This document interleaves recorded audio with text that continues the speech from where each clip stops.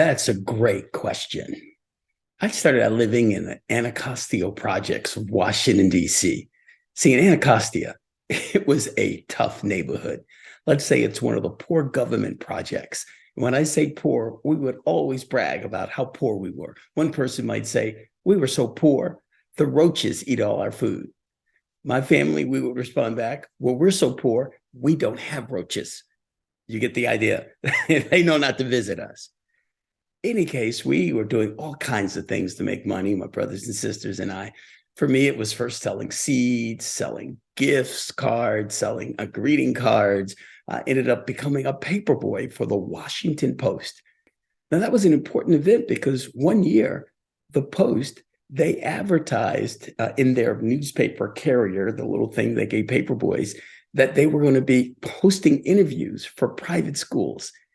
And so went off and got an interview with all these different private schools, Phillips Exeter, Phillips Andover. Ended up getting accepted at a couple of them, but ended up going to school at a place called St. Mark's. Now, this was a boarding school, New England, outside of Boston, coat and tie, the classes, the whole 9 yards. There were 50 people in my graduating class. Now, that included Paul Luere, the Lueres of Long Island, David Stack, the Stacks of Greenwich, Connecticut. Even General Patton's grandson was in my graduating class. I mentioned there were 50 of us. Well, I was the only Black face in that group, but I ended up graduating fifth in the class. And so I was certainly an affirmative action case that, in essence, given that opportunity, it made a difference. I went on to go to school at Dartmouth College, which is really cool. 4 years at Dartmouth, became a computer, mathematics and social science major. So it was all about applied math for me. I was on my way to becoming Undersecretary of Housing Urban Development was my 10-year plan. Ended up taking my first job was with ADP. Spent 8 years there. The first 6 years as a technical consultant. So this was the time where I was just helping people installing systems into government agencies. And that allowed me to get a real good, clear picture of how different agencies worked. But my last 2 years with them, ended up taking a regional sales position. And boy, I had no idea at the time how important that was to get that sales experience. And then went on with a career at Ernst & Young. Why was that sales job so important? Well, the first 6 months were tough. See, before then, I thought a good salesperson just had to understand his product, be willing to listen to the customer, follow up promptly. I didn't understand sales, the psychology of the customer, the principles of closing. I was just sales naive. And despite that, I still ended up making the largest sale ever up to that time in the company. As you know, even a blind squirrel catches a nut every once in a while. But here's the point. It would sometimes take a whole week just to get one appointment. But I learned it was all about the numbers. 20 calls, I would have 3 conversations. 9 conversations, I typically would get an appointment. After 3 appointments, I would get a sale. So I knew I could make it a game. I just had to run the numbers. So it was going through those 2 years that I got the fearlessness, the stick-to-itness that served me well when leadership strategies got started. Well, really, the genesis of leadership strategies started back in my career at Ernst & Young. I remember back in 1985, I was working on a project to install a payroll system in 500 convenience stores across the Southeast. Now, we would be interviewing different vendors, and on this particular day, the vendor was all over the place. And I just got tired of it. He just wasn't answering questions, wasn't staying focused. So I got up and said, why don't we do this? Why don't we write each of our questions that we have down on this flip chart? And let's just tick through each of the questions. And after you answered it, I'll turn to the group and say, are we clear on that answer? Are we ready to move on to the next? Just to make sure we stay focused and use our time more productively. Session went great. Afterwards, the sponsor, the CFO, came to me and said, you know what, Michael, you facilitated that session pretty well. Why don't you do this? Why don't we have you actually facilitate all the vendor sessions from this point going forward? I turned to the partner and said, facilitation? What's that? I had no idea what he was talking about. but loved the work, loved facilitating. So ended up applying it. So I started facilitating for the association I was a part of, the Black Data Processing Associates, doing our retreats and so on. Then started doing it for the church I belonged to, running the board meetings and facilitating those retreats. All really cool stuff.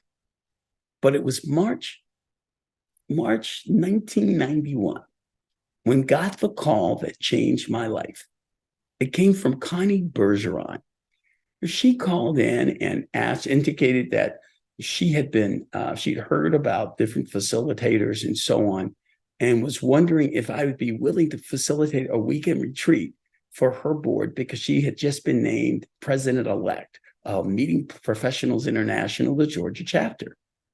I checked my calendar. I was available. I'd say, sure, I'd be glad to do it. And she said those words that changed my life. She said, and we'll pay you. Wow. I didn't know you could get paid for things like this. I was willing to do it for free. I said, sure. She paid me to do it. 2 months later, she called me back again, mentioned something else she needed me to facilitate, mentioned the pay word. On the weekend, be glad to. 3 months later, got a call again. A year later, I turned to Ernst & Young and said, I'm having so much more fun on the weekends than I'm having during the week. Ended up leaving Ernst & Young, and on November 16th, 1992, opened up Leadership Strategies, the facilitation company. Our world headquarters, our second bedroom. But boy, oh boy, did we have plans to be something big. Frankly, that first year was rough. Year one, 1993. So the plan was to have a public class every 6 weeks. The first one was going to be March 1st to allow us to actually create the class, lay the groundwork, and so on. And the cool thing was we would break even at just 6 participants. Max 16, we'd make a lot of money. So given we break in even at 6, I bought the mailing list of Computer World. That was the major magazine at that time for computer people. And our first classes were a bit IT focused. That mailing list in Atlanta was 3,000 names. So, from what I knew about direct mail, it's pretty clear. You typically get 2 to 3% response on direct mail. So I knew, let's say it was just 2%. If I got 60 calls, even I could get at least 6 people in the class, if not the full 16. Well, guess what happened? I got 6 calls, and we had 3 people in that first class. Now, great conversion rate, 50%. But then I did some calling around because remember, I knew consulting. I didn't know training. What I found was that 2 to 3%, that's right for direct mail. It's 2 to 0.3% for training direct mail. And sure enough, 0.2% is what I got. And so there was no way I could spend all the money it was going to take to fill the class. So started knocking on doors, having meetings with Georgia Power, having meetings with people from Delta, having meetings with people from Coke. That April class, 6 weeks later, had 8 people in it. Hey, you know what? Made a little bit of money there. Not a lot, but made a little bit of money. 6 weeks later, the May class had 12 people. But there was a problem. I was running out of money.